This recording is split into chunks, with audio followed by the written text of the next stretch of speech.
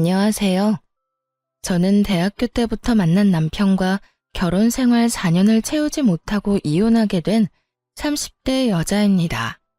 대학교 때 남편은 참 순진하고 맑은 사람이었는데 이혼할 무렵엔 제가 알던 그 착하던 사람은 온데간데 없고 검은 속내로 가득한 추악한 인간이 있을 뿐이더군요.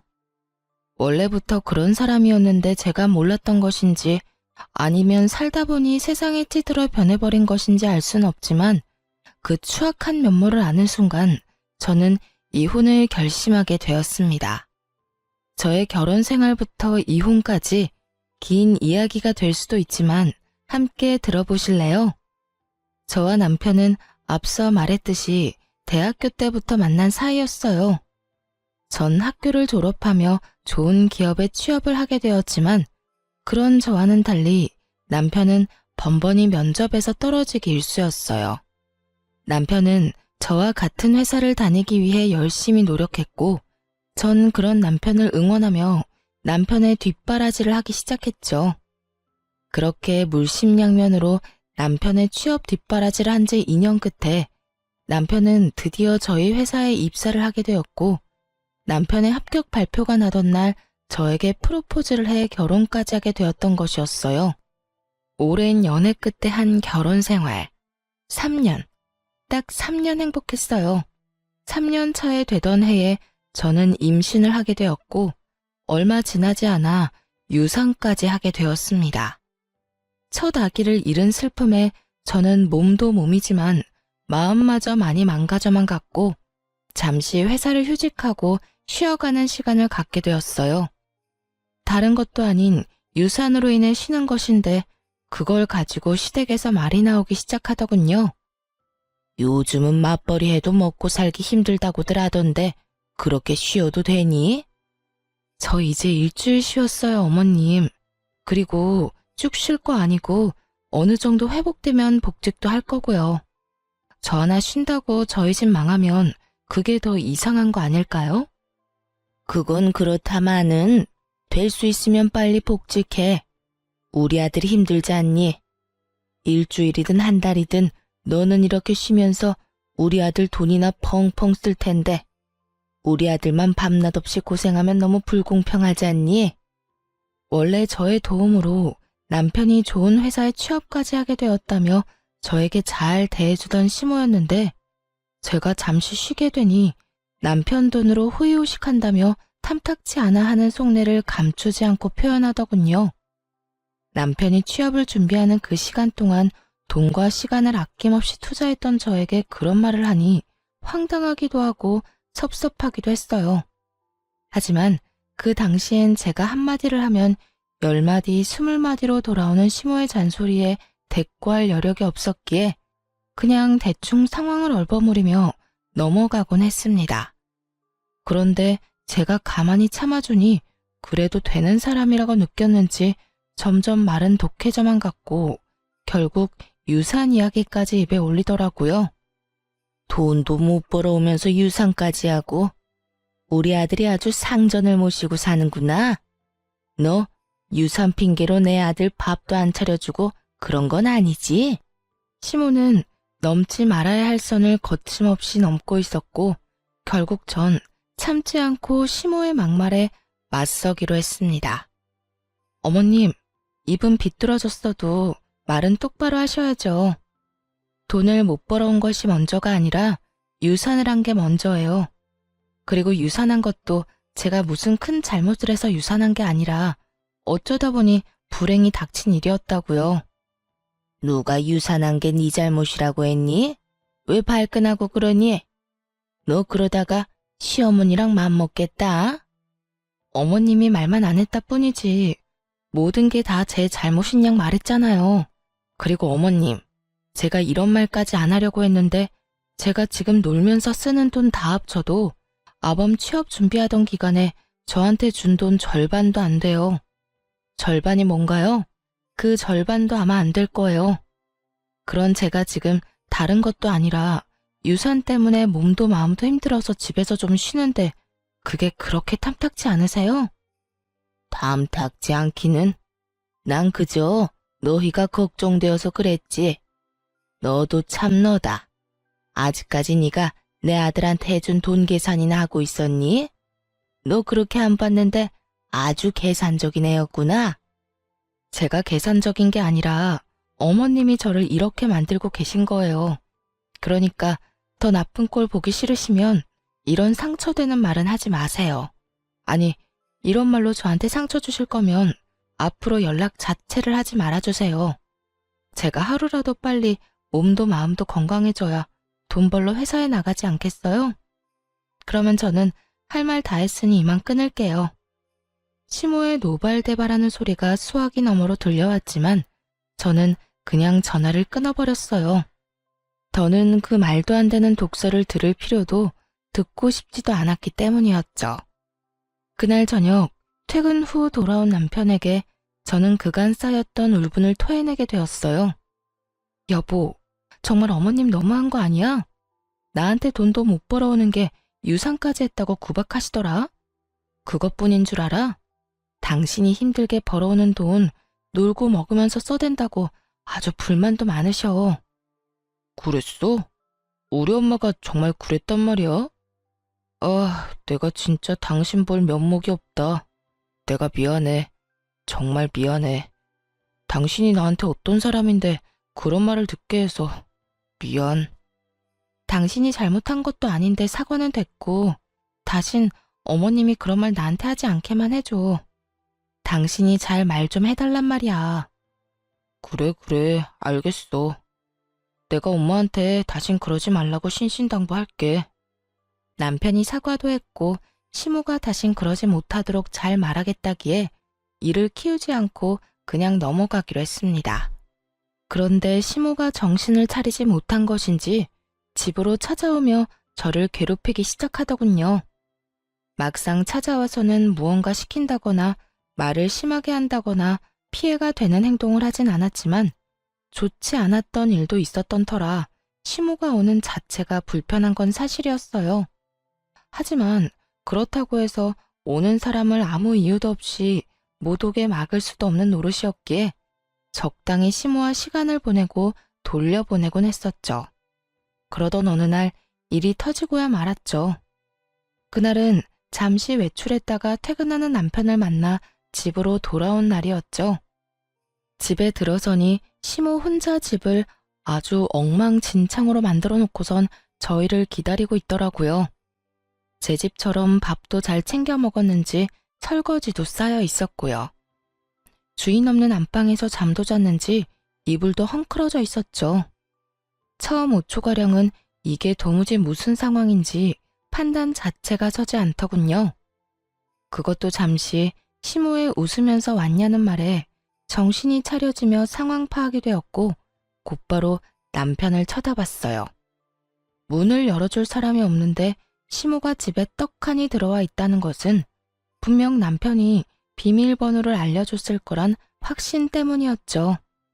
하지만 제 눈빛을 읽은 남편은 손사래까지 치며 아니라고 억울함을 호소하기 시작하더군요. 나 진짜 아니야. 난 엄마한테 비밀번호 같은 거 안 알려줬어. 내가 미쳤다고 그런 걸 당신이랑 상의도 없이 알려줬을까봐.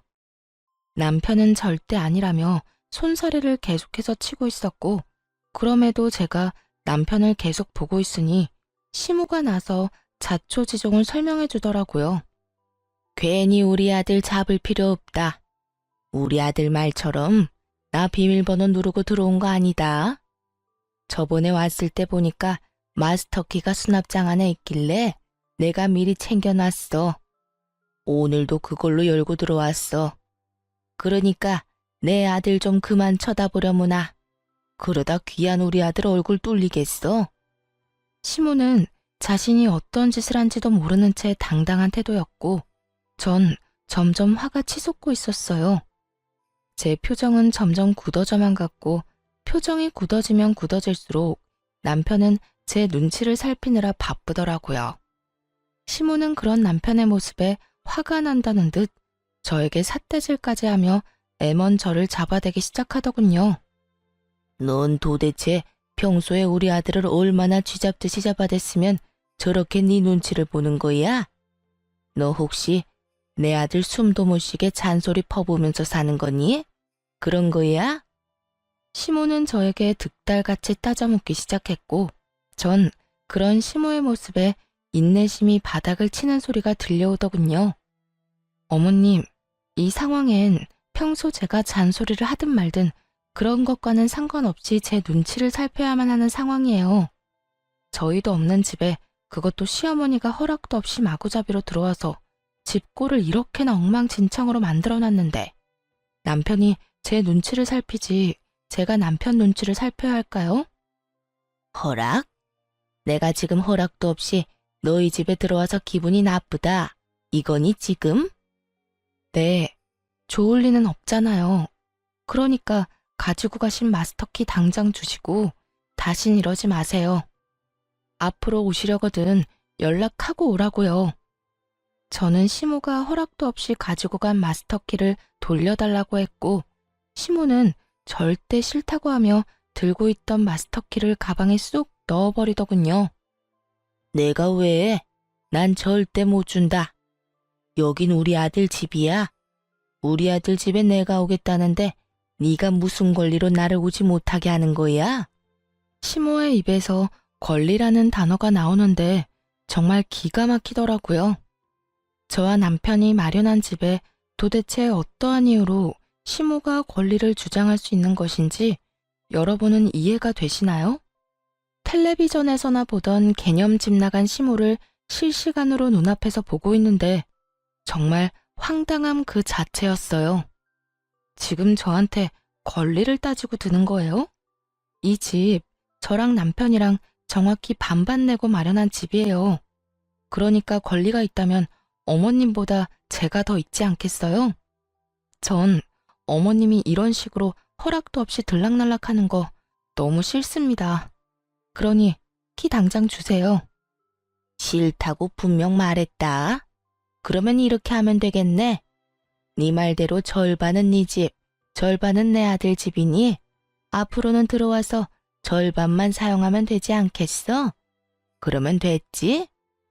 지금 그걸 말이라고 하세요? 집이 무슨 사과도 아니고 반쪽 딱 가른다고 그게 딱 갈라지나요? 우길 걸 우기세요, 제발.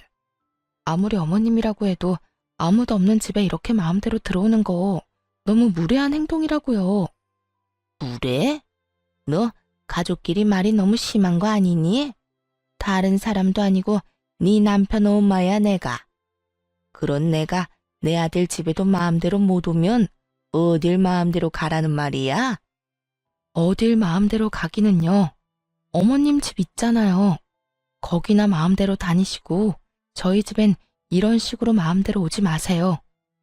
감정이 격해진 시모와 저는 언성까지 높이며 싸우게 되었고 점점 더 심각해지자 남편이 시모를 끌고 집에서 나가더라고요.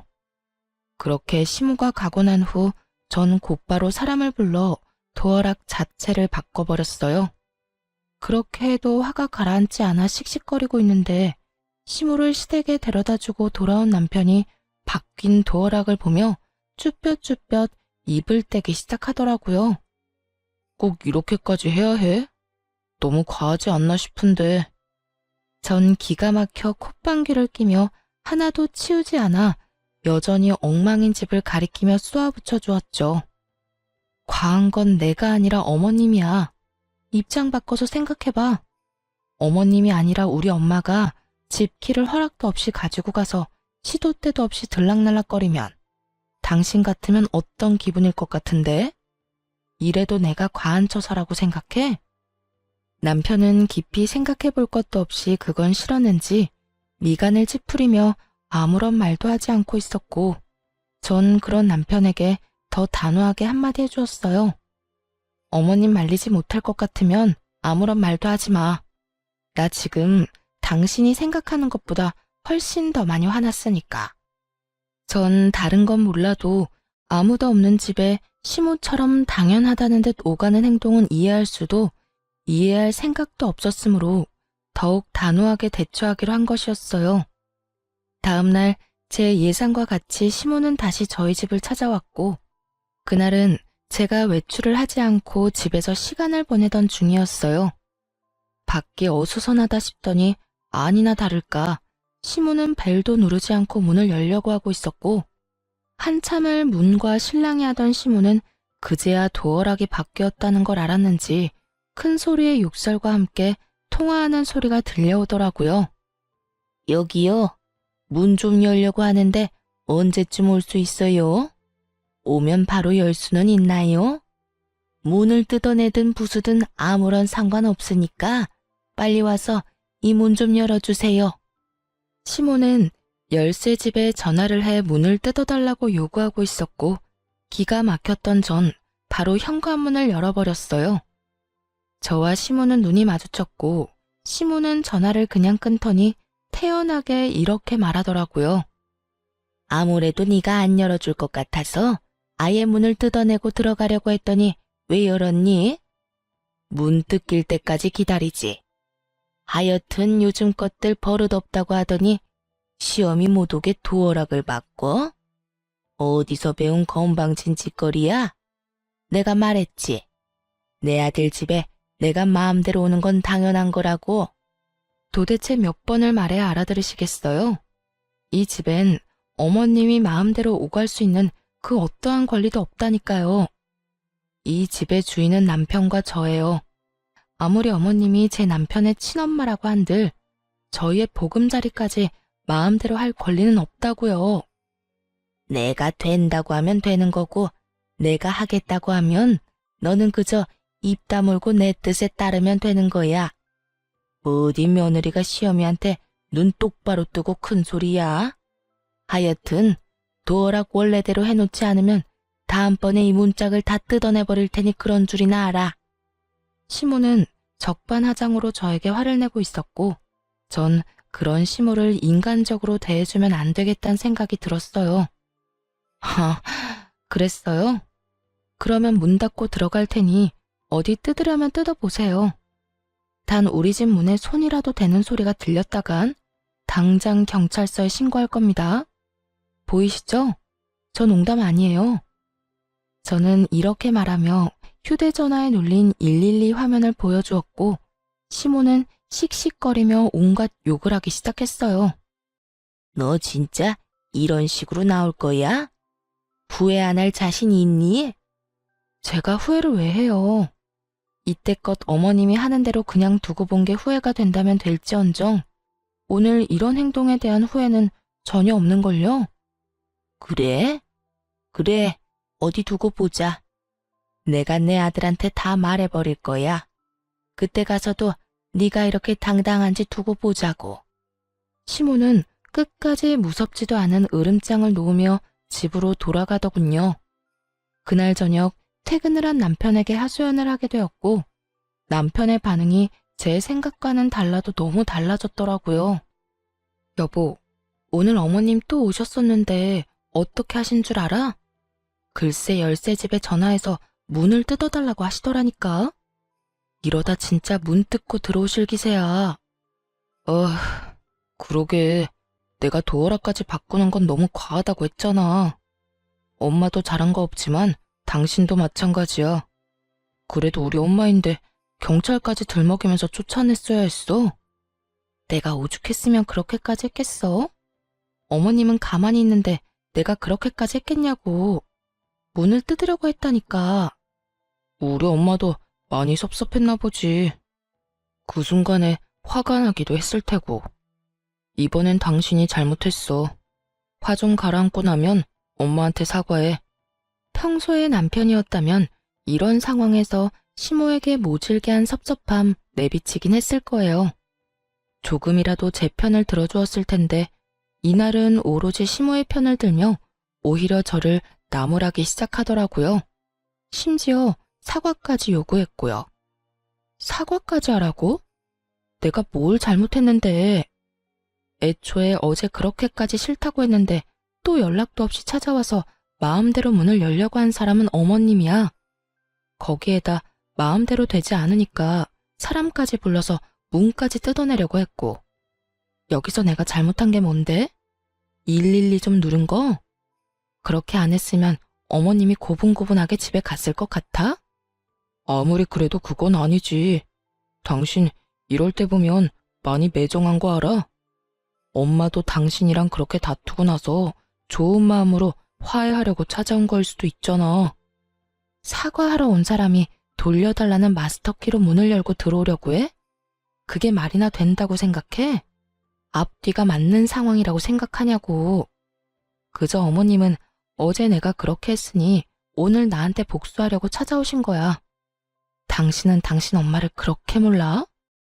설사 엄마가 그런 목적으로 왔다고 한들 당신이 좀 져줬어도 되잖아. 꼭 그렇게까지 해야지 직성이 풀려. 어쨌든 이번엔 나도 당신이 이해가 안 된다. 정말 실망이야. 남편은 더는 제 말을 들어보려는 의지조차 없어 보였어요. 그렇게 저희 사이는 멀어지기 시작했어요. 점점 더 멀어지는 남편을 보며 아무리 생각해봐도 남편의 갑자기 변해버린 행동이 이해가 되지 않았어요. 객관적으로 생각해도 아무도 없는 아들 집에 마음대로 문 따고 오가려고 하는 시모가 잘못한 것이 분명한데 남편의 일방적으로 치우친 행동이 이해가 되지 않았죠. 남편과 결혼 이후 처음으로 크게 싸운 것이 되었고 전 남편이 이해되지 않는 것을 넘어 의심스러워지기 시작했어요. 거기에다 시모가 잠잠한 것도 이상했죠. 시모의 성격상 그런 일이 있었다고 한들 저희 집으로 찾아와도 몇 번을 찾아와 난리를 부렸어야 하는 사람인데 찾아오기는커녕 연락조차 오지 않더라고요. 남편은 저와 사이가 좋지 않다는 걸 핑계로 집으로 돌아오는 시간이 늦어지고 있었고 남편을 오래 봐왔던 시간만큼 누구보다 남편을 잘 알던 저는 우리 관계를 위해서도 뒷조사가 필요하다고 생각했어요. 무엇보다 이상한 건 저를 대하는 남편의 태도였죠. 여보, 요즘 너무 늦는 거 아니야? 야근을 강요하는 회사도 아닌데 이렇게 늦게까지 뭐 하다 오는 거야? 알아서 뭐하게? 어? 나는 걱정되어서 그렇지. 요즘 우리 사이 안 좋은 것 때문에 일부러 이렇게 늦게 들어오나 싶어서. 잘 알고 있으면서 묻기는 왜 물어? 당신 말대로 당신이랑 나랑 요즘 사이도 안 좋은데 집에 일찍 들어와봤자 기분밖에 더 상해? 그래서 밖에서 친구들도 만나고 만날 사람 없으면 혼자 걷다가 오는 거니까 신경 쓰지 마. 그러지 말고 우리 화해하자. 우리 문제로 싸운 것도 아니고 어머님 문제로 일어난 싸움 이렇게까지 길게 끌고 가봤자 우리한테 남는 게 뭐야? 당신도 편한 집 두고 밖으로 놔둘게 되고 나는 집에서 그런 당신 걱정하게 되고 서로한테 이로울 게 없잖아. 당신한텐 이 문제가 그렇게 간단할지 몰라도 나는 이번 일을 계기로 당신한테 정다 떨어졌어. 한동안은 당신이랑 멀리하고 싶다고. 그러니까 그런 줄 알고 나한테 신경 쓰지 마. 이렇듯 남편은 저와의 관계 개선에 대해 전혀 의지가 없어 보이더라고요. 결국 전 흥신소의 남편을 의뢰하게 되었고 흥신소의 연락을 기다리고 있었죠. 그렇게 애가 다 타도록 연락을 기다리는 와중 평소 가까이 지내던 부장님에게 연락이 왔더라고요. 이제 복직을 슬슬하면 어떻겠냐고요. 부장님과 대화를 나누어 본 저는 복직을 결정하게 되었고 복직을 준비하는 와중 흥신소에서 연락이 왔더라고요. 안녕하세요, 사모님. 이게 바깥분께서 외도를 저지르고 있던 게 맞더라고요. 상대는 같은 회사 다니고 있는 여자로 1년 가까이 만나온 것으로 추정되고 점심시간에도 함께 시간을 보내며 일 이야기도 나누는 걸 보니 남편분께서 상간녀에게 많은 도움을 주고 있는 것으로 보였습니다. 자세한 건 파일로 보내드릴 테니 한번 확인해 보시고요. 더 궁금한 점 있으면 연락해 주세요. 전화를 끊고 난 후 떨리는 손으로 파일을 열어보니 정말 가관이더라고요. 남편과 함께 회사에 다닌다던 상간녀의 정체는 다름 아닌 제가 회사에 다니던 때 제일 아끼던 후배로 제가 여러모로 도움을 많이 줬던 후배였어요. 1년이라고 하면 시모와 제가 그런 일이 일어나기도 전이었는데 그때부터 남편은 외도를 저지르고 있었다니 정말 기가 다 막혔어요. 두 사람은 일을 하며 가까워졌는데 남편이 주로 상간녀의 일을 도와주고 있었다고 하더라고요. 알아보니 제가 휴직을 하고 난 후 회사에서 남편과 상간녀의 일 처리 능력이 향상되었다고 다들 칭찬이 자자했다고 하더군요. 참 헛웃음이 다 나더라고요. 그건 역시 남편이 저에게 도움을 구하면 제가 조언을 하며 도움을 줬고 제 조언대로 남편은 처리했을 뿐인 상황이었어요. 정리하자면 남편은 저에게 도움을 얻고 상간녀는 남편에게 도움을 얻으며 회사에서 자리 잡고 있었던 것이었죠. 제 뒷바라지를 받으며 제 덕에 취업을 한 남편놈이 이젠 내 덕에 외도까지 저지르고 있었다는 사실을 알고 나니 두 연놈을 가만두면 안 되겠더라고요. 그렇게 복수를 계획하며 이혼을 준비하는 사이 복직 날짜가 다가왔고 전 서류들을 준비해 남편도 모르게 회사로 출근을 했어요. 출근을 하니 회의실에서 남편이 발표를 하고 있더군요. 1년을 이끌어갈 신규 사업 기획에 대해 발표하고 있었는데 전 그 회의실로 지체하지 않고 들어가 그 회의를 멈춰버렸죠. 잠시 멈추시죠? 갑작스러운 저의 등장에 남편은 크게 당황한 눈치였고 상간녀 역시 저와 남편의 눈치를 살피느라 바쁘더군요. 전 오래전부터 준비한 자료들을 직원들에게 보여주며 준비한 말을 꺼내기 시작했어요. 애초에 이건 제가 오래전부터 준비했던 아이디어인데 왜 차대리가 발표를 하고 있는 걸까요? 차대리, 이유가 뭘까요? 그래요. 부장님이 갑작스럽게 연락이 와 복직을 권했던 이유는 다름 아닌 이것 때문이었어요. 남편은 저도 모르게 제 노트북에서 제가 오랜 시간 동안 공들여 기획 중이던 아이디어를 마치 본인의 아이디어인 양 회사에 제출했고 제가 이 아이템을 구상하던 당시 함께 머리를 모았던 부장님이 저에게 연락을 줬던 것이었죠. 자료를 보니 상간녀도 팀원으로 이름이 올라와 있던 것으로 보아하니 상간녀 역시 모든 사실을 알고도 묵인하고 있었던 것이었어요. 저는 모든 사실을 알리며 남편에게 어떻게 된 일인지 물었고 당황한 남편은 그게 무슨 소리냐며 자신의 아이디어라고 딱 잡아떼기 시작하더군요. 그게 무슨 말씀이세요? 이건 제가 오랫동안 생각하고 기획한 제 아이디어라고요. 혹시 제 노트북 보셨나요? 제 노트북에도 이런 자료를 저장한 것이 있는데 그걸 그대로 뽑아와서 이러는 거 아니냐고 묻는 겁니다. 차대리야말로 제 노트북에서 이 기획을 훔쳐간 거겠죠. 양심도 없이 이게 무슨 짓입니까? 제가 그랬다는 증거라도 있어요? 내가 이 기획안을 훔쳤다는 증거라도 있냐고요. 뻔뻔하기 그지없는 남편은 끝까지 발뺌을 하며 증거 타령을 하고 있었고 전 그런 남편에게 콧방귀를 끼며 이렇게 말해주었습니다. 증거는 없고 증인은 있는데요. 생각을 좀 해보세요. 하필 차대리가 이 발표를 하는 날 하필 제가 이렇게 복직을 해서 회사에 나왔는데 그게 다 우연이라고 생각해요? 증인이라니 설마... 네, 맞아요. 부장님께 연락받았어요. 저하고 부장님이 함께 기획하던 아이디어인데 차대리가 떡하니 차대리 이름 붙여서 기획서 올렸다고요. 그러니 내가 편안히 쉴 수가 있었겠어요? 그게 부장님이랑 짜고 거짓말하는 걸 수도 있잖아요. 두 사람 워낙 친하니까 나 물먹이려고 거짓말하는 건지 어떻게 알아요? 다들 믿지 마세요. 이건 전부 거짓말이라고요.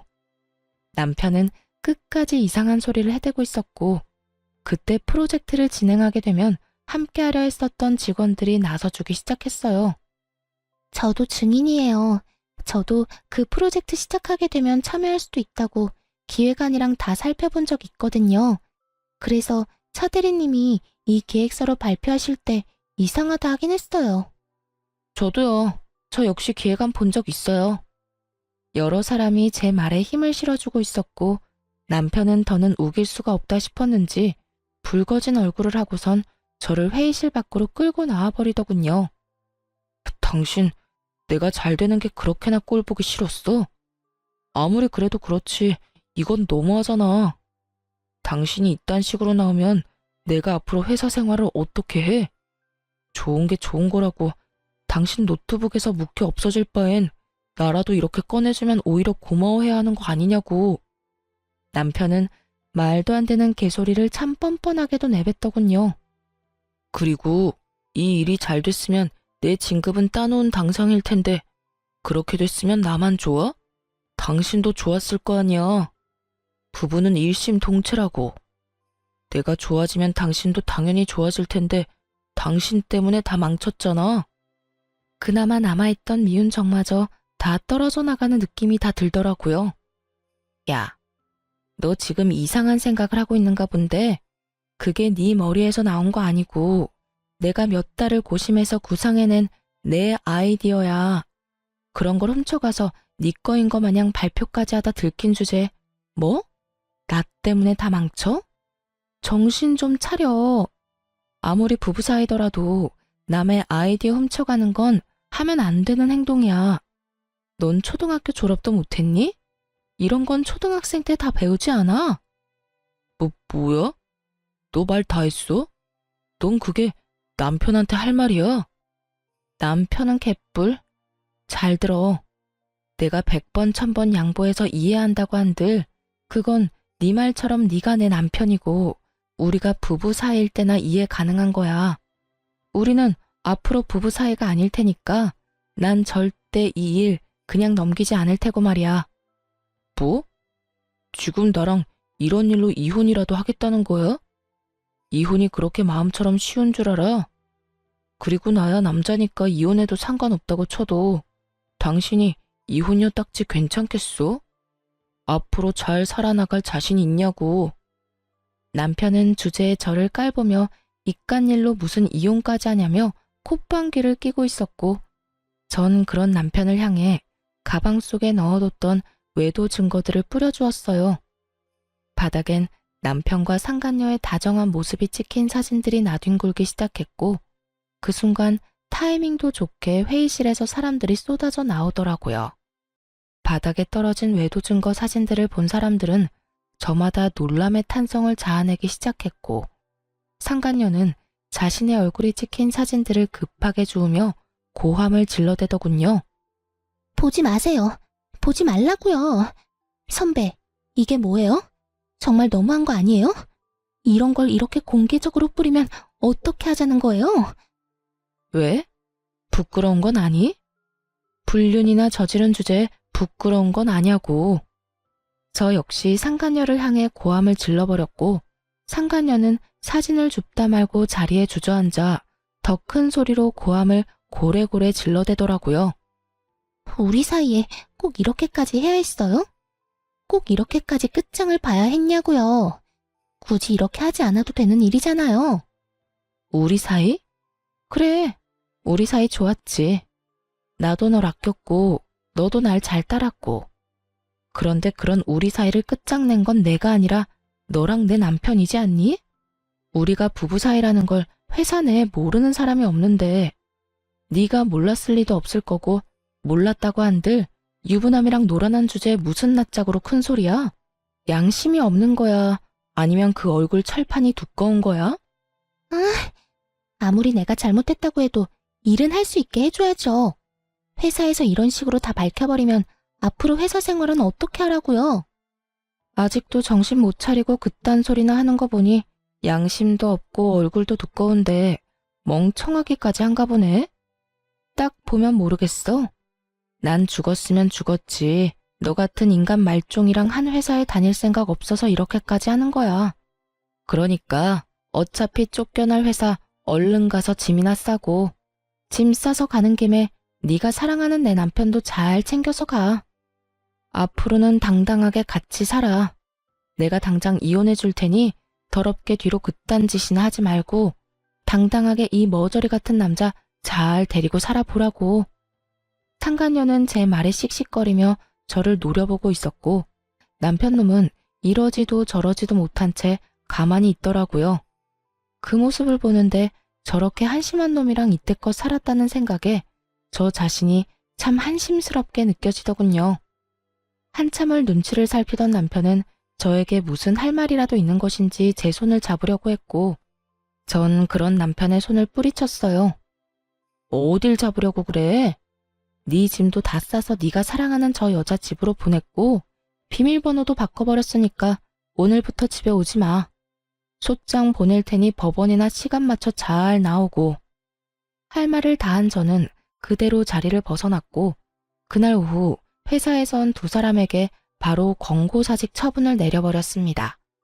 처분이 나오자마자 남편과 상간녀는 이딴 회사에 본인들 역시 미련이 없다는 막말을 하며 짐을 싸들고 나가버리더군요. 이딴 회사 나도 미련 없다 이거야. 자기야, 가자. 당장 우리 집으로 가서 맛있는 밥이나 차려 먹자고. 그래 자기야. 회사도 그만두게 되고 이 지긋지긋한 이혼도 하게 되고 아주 일석이조네. 이딴 회사 그만두면 내가 큰일이라도 날까봐. 이거 왜 이래? 다른 곳에 이력서만 넣으면 너도 나도 오라고 난리라고. 두 사람은 저에게 들으라는 듯이 자기라고 서로를 칭하며 나가버렸고 전 그저 시간이 빨리 가 이혼만 끝나길 바라고 또 바랐습니다. 그렇게 저는 좀 더 쾌적한 회사 생활을 하며 이혼을 진행하게 되었고 재산 분할부터 해서 두 사람에게 위자료까지 받고 성공적으로 이혼할 수 있었습니다. 이혼을 하고 난 후 얼마 지나지 않아 두 사람이 바로 재혼을 했다는 소식을 듣게 되었는데 그 행복도 오래가지 못한 것 같더라고요. 재혼 소식을 들은 지 3개월도 채 되지 않아 뻔뻔하게 상간녀에게 연락이 왔으니까요. 무슨 일이야? 나한테 더 남은 할 말이 없는 걸로 아는데. 선배, 나 미칠 것 같아요. 선배 때도 그랬어요? 글쎄 어머님이 계속 우리 집에 연락도 없이 찾아온다고요. 비밀번호 알려달라고 하는 거 안 알려줬더니 마스터키를 찾아내서 문을 막 열고 들어오는데 미칠 것 같다고요. 전 시모의 한결같은 그 개념 없는 행동이 그 순간엔 고맙기까지 하더군요. 상간녀의 말을 들어보니 전 시모는 여전히 아들 집을 제 집처럼 생각하고 있었고 이번엔 먼저 비밀번호를 알려달라는 요구를 했다고 하더군요. 하지만 그것이 거부당하자 저에게 했듯이 마스터키를 찾아내서 아들 집을 제 집처럼 오가고 있었던 것이었어요. 하지만 상간녀 역시 이런 일을 당하고 있을 사람은 아니었어요. 그래서 그 말 하려고 나한테 전화한 거야? 아니요. 선배 때는 어땠나 해서요. 어찌되었든 전 당장 어머님이랑 인연 끊고 살자고 했어요. 아니, 어떻게 그런 어머님이랑 왕래하면서 살겠어요? 내 아들 집이니 내 마음대로 오가겠다는 말이 요즘 세상에 가당키나 한 말이냐고요. 제가 당장 영 끊지 않으면 이혼이라고 하니까 2번 이혼은 싫은지 인연 끊겠다고 하더라고요. 전 남편은 2번의 이혼은 싫었는지 그렇게나 죽고 못 살던 전 시모와의 인연을 끊겠다고 했고 상간녀는 자랑과 하소연을 오가며 그간의 모든 이야기를 다 풀어놓을 기세로 말하기 시작했어요. 그래서 할 말이 뭔데? 왜 전화까지 해서 묻지도 않은 네 사생활 이야기를 늘어놓는 거야? 그게 막상 이렇게 되고 나니까 하소연할 데가 없더라고요. 생각나는 사람은 선배밖에 없고 회사에서도 선배였지만 이 집안 생활에서도 선배잖아요. 그래서 이것저것 궁금한 게 많더라고요. 말이 나왔으니까 물어보는 건데 저 인간 저희 다니던 회사의 취업은 어떻게 한 거예요? 아직까지 취업도 못하고 집구석에서 놀고 있어요. 저는 임신까지 덜컥 해버려서 취업도 안 되고요. 정말 이러다가 미쳐버릴 것 같아요. 무슨 남자가 능력이 없어도 저렇게까지 없을 수가 있는지. 요즘 새삼 저딴 놈 데리고 산 선배가 대단하다는 생각이 다 든다니까요. 상간녀는 여전히 제가 본인을 아끼는 선배라 생각하고 있는 것인지 할 말 못할 말 구별도 하지 못하고 그저 입에서 나오는 대로 하소연을 하고 있더군요. 야, 내가 가만히 들어주니까 계속해도 되는 줄 아나 본데 적당히 좀 해. 나 네가 데리고 사는 남자 전부인이야. 네 인생 네가 꼬아놓고선 누구한테 전화해서 하소연질이야? 네 인생은 네가 알아서 행복하게 잘 살아보도록 하고 다신 이딴 전화도 하지 마. 알겠어? 전 그대로 전화를 끊어버렸고 한동안은 그 인간들을 잊고 살았어요. 그런데 이 지긋지긋한 소식의 피날레를 장식해줄 연락이 전 남편에게서 오더라고요. 저기, 잘 지냈어? 혹시 내 와이프한테 최근에 연락 온 적 있었어? 전 남편은 망설이는가 싶더니 본론을 꺼냈고 전 그런 전 남편에게 비웃음을 지어주며 대답해줬어요. 네 부인을 왜 나한테 찾아? 설마 홀몸도 아닌데 집이라도 나간 거야? 그게... 어... 집사람 유산했어. 대강 아는 것 같으니까 편하게 이야기할게. 나 집사람 때문에 엄마랑 인연까지 끊었는데 그것 때문에 엄마가 화가 많이 났었나 봐. 당신도 알잖아. 우리 엄마가 나에 대한 사랑이 유별난 거. 그런데 그런 아들이랑 며느리 때문에 영까지 끊게 생겼으니 화가 나지 않았겠어? 그래서 하고 싶은 말이 뭔데? 할 말 있으면 빨리 해. 우리가 전화 길게 할 사이는 아니잖아. 그게, 그래서 우리 엄마가 화가 많이 났는지 우리 집에는 못 들어오니까 우리 집 근처에서 기다리고 있다가 집사람을 좀 괴롭힌 모양이야. 처음엔 말로 하다가 점점 감정이 과격해지면서 손까지 올린 모양이더라고. 그것 때문에 임신 초기였던 집사람은 유산까지 해버렸고 말이야. 그래서 태어나는 날 데리러 갔더니 도망을 쳐버렸는지 어디에도 없고 연락도 안 돼. 알만한 상황이었어요. 전 시모의 성격에 연을 끊게 만든 상간녀를 가만둘 리 없었고 그렇지 않아도 아끼고 아끼던 아들이 재혼남이 된 것도 모자라 백수까지 되어서 그렇지 않아도 기회를 엿보고 있었던 터겠죠. 이런저런 감정이 다 섞인 전 시모는 상간녀를 호되게 몰아붙였고 그렇게 유산까지 하게 된 상간녀는 그대로 살고자 도망을 쳐버린 것이었어요. 그래서 나한테 연락을 한 거야? 혹시나 네 부인이 나한테 찾아라도 왔을까봐? 다 연락해봤는데 다들 모른다고 하길래. 달린 머리로 생각이란 걸 좀 해. 장식용으로 그저 달고만 다니기엔 너무 무겁지 않아? 생각을 해서 활용을 좀 하라고. 너 같으면 네 엄마랑 너 피해서 도망가는데 전 부인한테 연락을 했겠어? 내가 무슨 짓을 할 줄 알고? 아니, 난 혹시나 해서 연락해 본 거야. 당신 잘 지내나 싶기도 하고 겸사겸사 안부나 물을 겸해서 말이야. 내 안부 물을 시간에 너나 똑바로 살아. 그 난리를 피우고 재혼까지 해놓고 아직도 그러고 살아? 네가 마누라를 지킬 수나 있니? 네 애를 지킬 수나 있니? 제발 정신 좀 차리고 살아. 무슨 말을 그렇게까지 하냐? 나라고 뭐 속이 편한 줄 알아? 그런 일이 일어난 걸 나보고 어떻게 하란 말이야. 그리고 집사람이 그렇게 쉽게 유산될 줄 남들 알았겠어? 아, 다 됐고. 네 가족은 네가 알아서 찾고 나한테 다시는 연락도 하지 마. 이렇게 저는 전화를 끊어버리려고 하는데 시모의 다급한 목소리가 들려오더군요. 잠깐만, 잠깐만. 여보세요, 끊었니? 여보세요. 말하세요. 아직 안 끊었네. 대답을 좀 빨리 하면 얼마나 좋니? 난 또 끊은 줄 알았지 않니? 할 말 있으면 빨리 하라고요. 성질 급하기는. 너도 이야기 다 들었다시피 우리 아들이 다시 혼자가 되게 생겼어. 그래서 하는 말인데 네가 다시 돌아오면 안 되겠니? 네? 그러니까 저한테 지금 재결합이라도 하란 말인가요? 그래.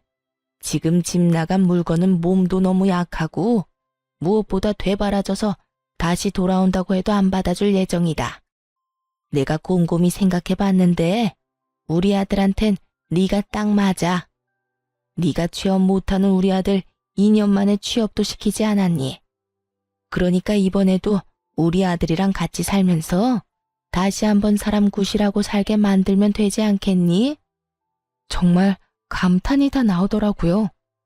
어떻게 사람이 뻔뻔해도 이렇게까지 뻔뻔할 수가 있는지 놀랍기까지 했으니까요. 하긴 조강지처였던 저는 3년 만에 그리고 재혼한 상간녀는 3개월 만에 내쫓았는데 이 정도 뻔뻔해야 가능한 일이었지 않나 싶기도 하더군요. 대답을 목이 빠지라 기다리는 듯 했고 전 그런 전시모에게 크게 한 방 먹여주기로 했어요. 아줌마, 잘 들으세요. 아줌마 같은 인간이랑 가족으로 다시 엮일 바엔 평생 혼자 살 거네요. 뻑하면 아들 집이 내 집이다 하고 찾아오질 않나. 못 들어오게 하면 문을 뜯어낼 거라고 하질 않나. 그것뿐이에요. 아들하고 며느리 사이의 이간질은 물론이고 이번엔 뱃속의 손주까지 그 손으로 잃게 했다면서요. 그런 아줌마 며느리를 다시 하라고요? 내가 어떻게 이혼했는데 그 짓을 다시 하러 제 발로 가겠어요? 정신 차리세요. 정신 차리는 김에 아들 재혼도 못하게 하고요. 또 누구 인생 망치려고 아들 재혼을 시켜요? 그냥 그 능력도 없는 놈 끼고 평생 사세요. 시모는 입에 담지도 못할 욕을 하기 시작했고 마지막으로 으름장을 놓고 전화를 끊어버렸어요. 아줌마나 아줌마 아들이나 다신 나한테 전화하면 이번에야말로 경찰에 신고할 테니 그런 줄 알고 끊어요. 그렇게 전화를 끊어버린 후 저는 바로 번호를 바꿔버렸어요. 제가 알기론 퇴직금도 저에게 위자료로 주고 신혼집도 빚을 내서 마련한 집일 텐데 빚쟁이가 된 아들을 꼼짝없이 안고 살게 된 전시모나 빚쟁이 백수가 되어버린 전남편이나 인생이 제대로 꼬여버린 상간녀까지 그 앞날이 참 시궁창이었겠다 싶었네요. 그 후 전 회사에 다니며 잘 지내고 있어요. 한동안은 저의 이혼 스토리 때문에 떠들썩하긴 했지만 이젠 시간이 꽤 흘러 그 이야기를 꺼내는 사람은 없네요. 전 올해 진급을 했고 여전히 혼자인 채로 지내고 있습니다. 혼자인 자유를 만끽하고 있다고나 할까요? 주말엔 집에서 온종일 잠을 자며 충전의 시간을 갖기도 하고 혼자 영화를 보러 다니고 여행도 다니며 아주 만족스러운 시간을 보내고 있어요.